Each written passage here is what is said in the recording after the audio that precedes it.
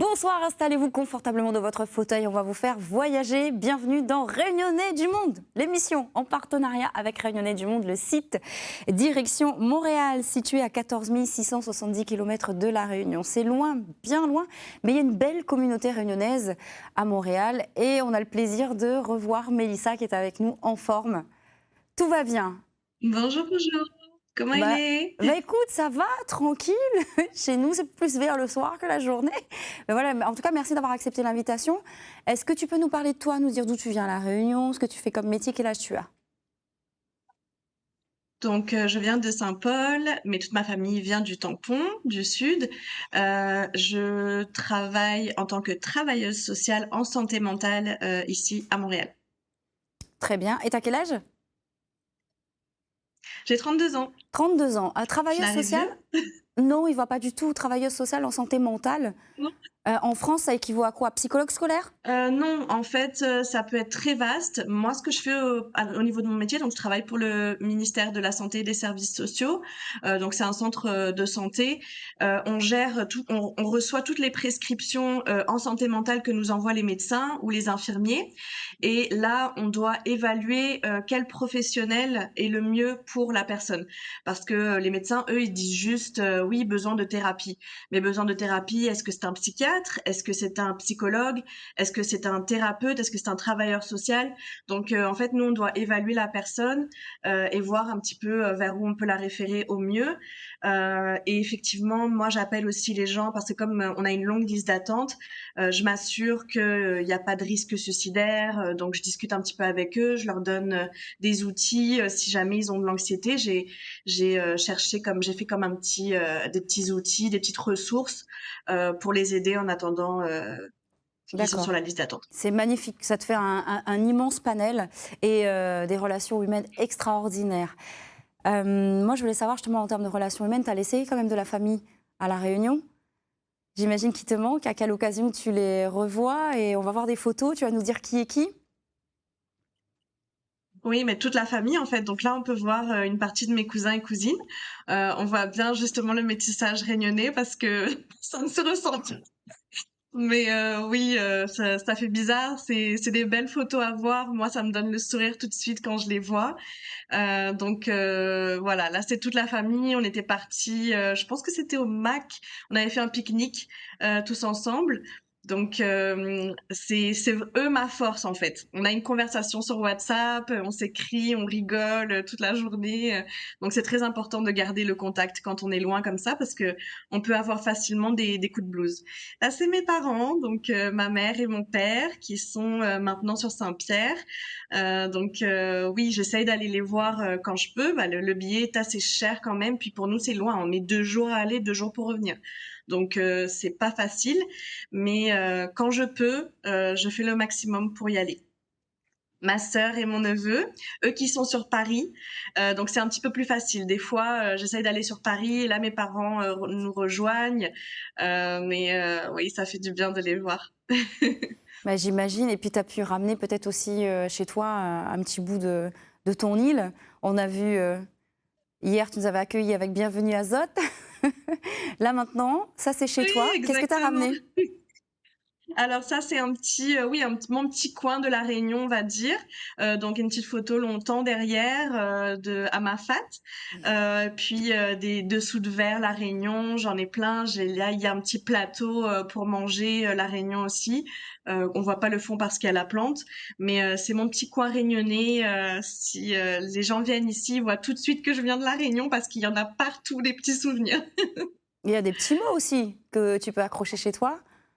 J'imagine que tes amis Oui, canadiens exact. prennent plaisir à lire. Des petits mots comme détacle la porte. Des tacles à la porte, ma fat juste à pas, donc ils comprennent pas généralement ce que ça veut dire, donc je dois faire la traduction, ce qui est un peu normal. Mais oui, j'affiche ça partout dans la maison, ma petite case créole en bas, et puis j'ai plaisir à raconter d'où est-ce que je viens et ma culture. Et on va passer à un sujet qui fâche un peu, peut-être certains, c'est l'hiver. Ah, comment on gère l'hiver? Oui, on gère comme on peut. On mange déjà, on mange bien parce que là, Euh, effectivement, on a une photo avec du caramel à l'érable et ça fait un peu partie de cette culture, hein. nord-américaine. Oui, alors l'érable, on peut le trouver dans beaucoup, beaucoup, beaucoup de produits. Là, comme vous pouvez imaginer, le caramel à l'érable, c'est très, très sucré, mais c'est tellement bon. Heu, on trouve, ça peut être, dans toutes sortes de choses, même, surtout quand on prend les brunchs. Là, on en parlait un petit peu plus tôt. Les brunchs, c'est vraiment, des fois, on met du sirop d'érable sur, les crêpes, sur les frites, sur toutes sortes de choses, honnêtement. Partout, c'est une Mais c'est valeur très bon. sûre. On rentre vraiment dans l'hiver. Conduire en hiver, j'imagine que c'est compliqué. Ça s'apprend. Et après, on en fait l'habitude. Oui, en fait, on a des pneus d'hiver, mais on essaye de s'habituer comme on peut si on n'a jamais roulé sur la neige. Ça, c'est quand on a une tempête de verglas. Donc j'ai dû casser le verglas à travers ma vitre pour rentrer, dedans. Là, on peut voir la conduite en hiver. Donc c'est vraiment les routes sont déneigées, mais il y a beaucoup de neige quand même, sur la route. Ça, c'est en campagne, donc c'est très peu déneigé. Donc on a des pneus d'hiver, on s'en sort avec les pneus d'hiver, mais c'est vrai qu'il faut freiner à l'avance, il faut être très prudent. Donc, mais on apprend sur le tas. On n'a jamais fait, donc on est obligé. Il n'y a pas de cours ni rien. Donc quand on arrive là, on se débrouille et puis on voit comment faire. On met la main à la pâte, Oui, quoi alors là, qu'il c'est au arrive. Saguenay. On peut voir vraiment des grosses montagnes de neige. Ça s'accumule. C'était à côté de mon ancien appartement. Donc, c'est l'hiver, c'est comme ça en fait. On pousse la neige comme on peut, les chasse-neige quand ils déneigent la route. On pousse la neige comme on peut sur les côtés. Donc, ça fait comme des petites barrières entre chaque maison et on a des gros gros tas de neige. Donc, on peut voir à quel point on reçoit de la neige en hiver Oh, te avec cette photo. l'eau, te cachette dessous tellement. Mais bon, il n'y a pas que l'hiver, il y a aussi plein d'activités que tu peux faire. Il y a beaucoup de forêts, il y a beaucoup de lacs.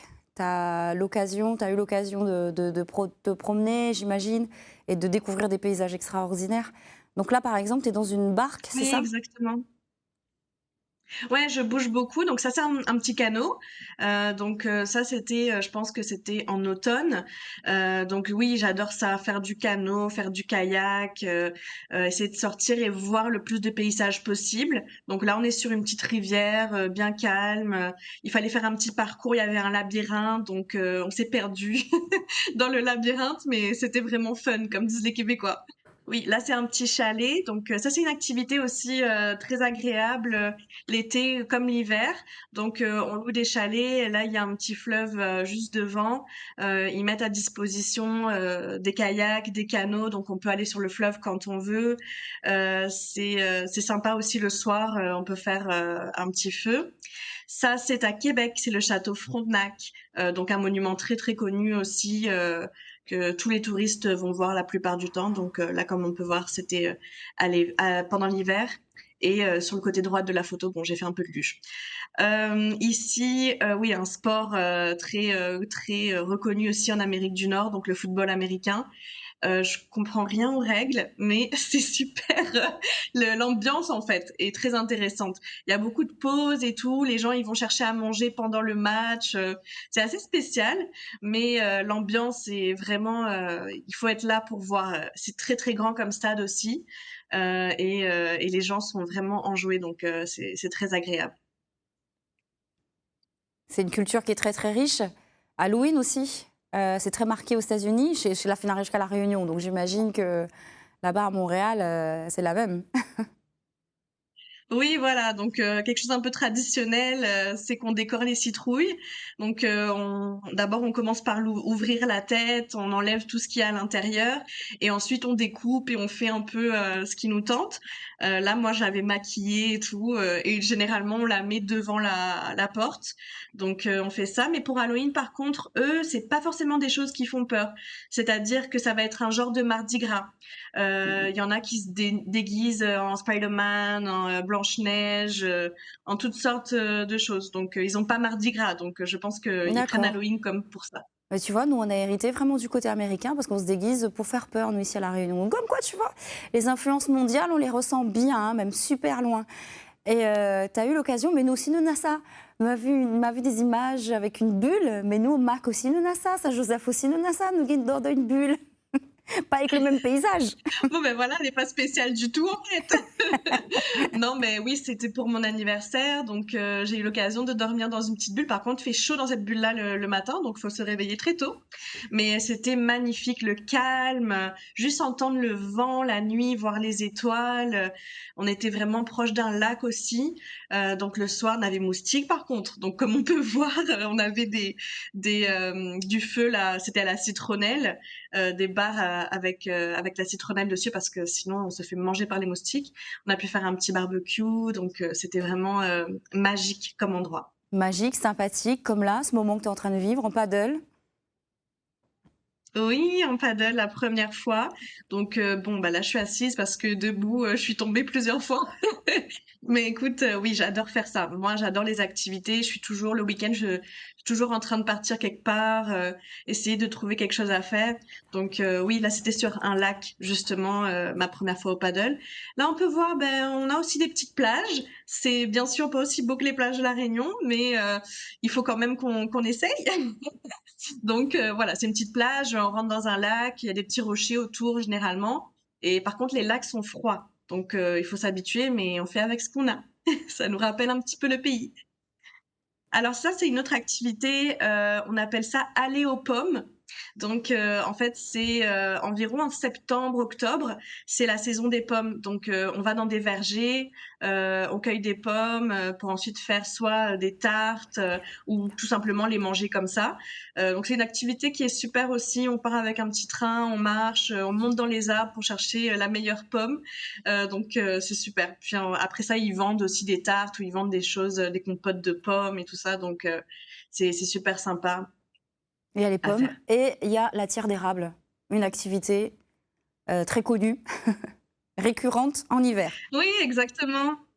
C'est la chose à faire. Si on fait pas ça, on n'est pas vraiment intégré, je pense. C'est voilà la tire d'érable. Donc là, on voit qu'il dépose le sirop d'érable sur la neige. On prend un petit bâton et on tourne pour que le sirop d'érable en fait s'accroche au petit bâton.